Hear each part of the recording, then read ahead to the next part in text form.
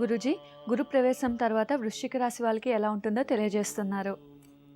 వృశ్చిక రాశి ఇప్పుడు వృశ్చిక రాశికి యోగకారకుడు ఏకాదశ స్థానంలో ఉంటే విశేషంగా అతనికి ఏం చెప్తుందంటే సన్మానాలు అంటే మంచి సన్మానము, మంచి గౌరవము, మంచి ప్రతిష్ట ఇవన్నీ లభిస్తాయి.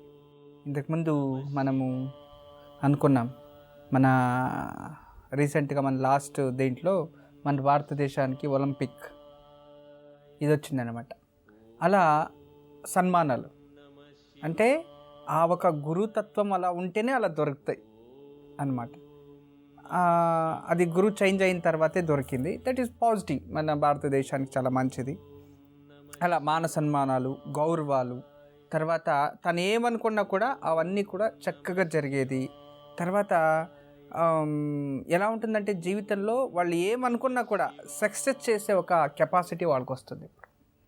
అంతేకాకుండా ఇరీల నుంచి అంటే తండ్రి, తాతగారు, ముత్తాతగారి నుంచి పిత్రార్జిత ఆస్తి వస్తుంది. తర్వాత ఉన్నతమైన అధికార యోగ ప్రాప్తి, ప్రమోషన్స్, ప్రభుత్వ ఉద్యోగాలు, మంచి ఉన్నతమైన యోగ ప్రాప్తి. వివాహం లేని వారికి వివాహ యోగం వచ్చేస్తుంది, కంకణ బలం వచ్చేస్తుంటుంది. సంతానం కావాలి అనేవాళ్ళు ప్లాన్ చేసుకోవచ్చు. ఈ రాశి వాళ్ళు సంతాన యోగం లభిస్తుంది. అంతేకాకుండా సంతాన యోగం లభించాలన్నా కూడా సంతానానికి గోపాలకృష్ణుని గుర్తు చేసుకోవాలి. మీరు ఈ సంవత్సరంలో ఎవరైతే మీకు సంతానం కావాలి అనుకుంటారో కృష్ణ, గోపాలకృష్ణ, వేణుగోపాల స్వామి గోపాద సేవ, గోసేవ కానీ, గోపాలకృష్ణ సేవ కానీ, లేదా వేణుగోపాల స్వామి కానీ దేవాలయానికి వెళ్తూ వస్తూ ఉంటే మీకు ఉత్తమైన సంతానం అంటే సంతాన యోగం ఉంది. దాంట్లో ఉత్తమోత్తమ సంతానం లభించాలంటే ఈ సంవత్సరంలో మీరు అది చేసుకుంటూ ఉండాలి. అంతేకాకుండా ఈ గోశాల, ఈ గోవులకి ఏదైనా గడ్డి, గోవుల్ని పాలన చేయడానికి ఏదైనా ఇవ్వడం అలా చేస్తున్నా కూడా గో సంరక్షణ చేస్తే దానివల్ల కూడా ఉత్తమమైన ప్రతిఫలం మనకి లభిస్తుంది అనేదాన్ని తెలియచేస్తుంది.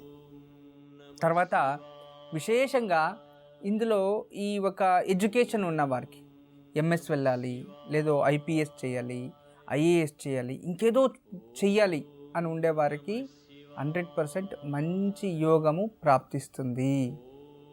మీరు చదవడానికి అనుకూలమవుతుంది. ప్రయత్నిస్తే దాంట్లో గుడ్ రిజల్ట్ కూడా మీకు త్వరలోనే వచ్చేస్తుంది. అంతేకాకుండా ఇక్కడ ఎలా ఉంటుందంటే మీరు ఏం చేసినా కూడా ఇక అభివృద్ధియే, ఇక మీకు ఇంకొక మార్పు ఉండదు. అంత బాగుందన్నమాట. స్త్రీలకి అంతే, స్త్రీలకి సంతాన యోగం, వివాహ యోగము, ఉద్యోగ ప్రాప్తి, మంచి యోగాలు ఉంటాయి. వాళ్ళు ఇప్పుడు భార్యాభర్తలు ఎక్కడికో దూరంగా ఉంటారు, వాళ్ళిద్దరూ కలుసుకోవాలి, ఇలాంటి కలుసుకునే ఒక సమయము. తర్వాత ఇంట్లో తల్లిదండ్రులు విరోధం చేసుకొని ఏదో లవ్ మ్యారేజ్ చేసుకొని చాలా దూరంగా ఉండిపోయి ఉంటారు. వాళ్ళు ఏం బాధపడినా వాళ్ళ దగ్గరికి రానివ్వరు. ఇలాంటి టైంలో బంధువులు కలుసుకోవడం అంటే వాళ్ళు క్షమించి మిమ్మల్ని ఆదరించడం, ఇలా ఏదైనా అన్ని శుభప్రతి ఫలాలే ఎక్కువ వస్తాయి. అమ్మా, అలాంటి వాళ్ళది నిజమైన ప్రేమ కాదు, అది వ్యామోహం. ఎగ్జాక్ట్లీ చిన్నత్త, నిజంగా ప్రేమించుకున్న వాళ్ళు అలా చేయరు. ఎంత మనసు విరిగిపోతే కన్న కూతుర్ని పట్టుకొని మా దృష్టిలో చచ్చిపోయా ఉంటుందా తల్లి? అది సరే అమ్మా, తన కూతురుతో తన మాట అనేటప్పుడు ఆమె మాటల్లో వ్యథ, కళ్ళల్లో బాధ గమనించావమ్మా? పెద్దబాబుకు బర్త్డే విషెస్ చెప్పు కూడా వెళ్ళాం కదా. ఊరికే ఎలా కాలిపోతుంది? మంట పెడితేనో పడితేనో తగలబడుతుంది.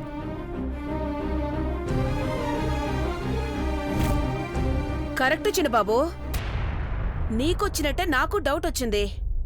పార్వతే షర్టును తగలబెట్టిందనుకుంటా.